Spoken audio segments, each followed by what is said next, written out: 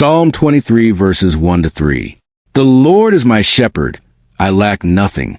He makes me lie down in green pastures. He leads me beside quiet waters. He refreshes my soul.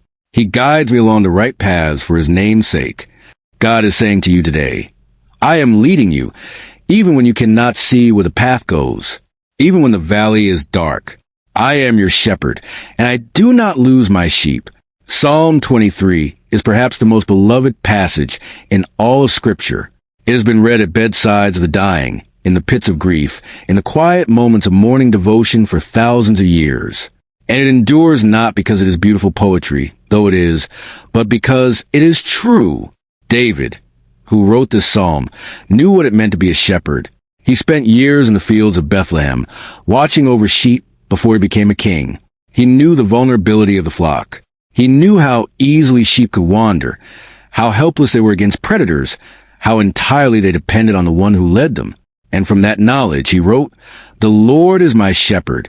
He was not speaking metaphorically in an abstract way. He was speaking from the understanding of a shepherd who watched over a flock, saying that the God of the universe watches over him with that same attentiveness.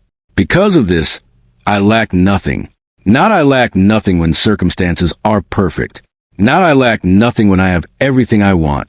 Because the shepherd is leading me, whatever I truly need is provided. He makes me lie down.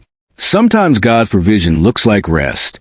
Sometimes the most spiritually significant thing that can happen is that you stop striving and simply lie down in the green pasture he has provided for you. He leads beside quiet waters. He refreshes your soul. This is not the God of frantic activity and pressure.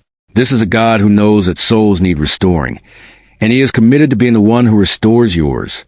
He guides along right paths. You do not have to figure out every step. The shepherd is guiding. His name is at stake in where he leads you.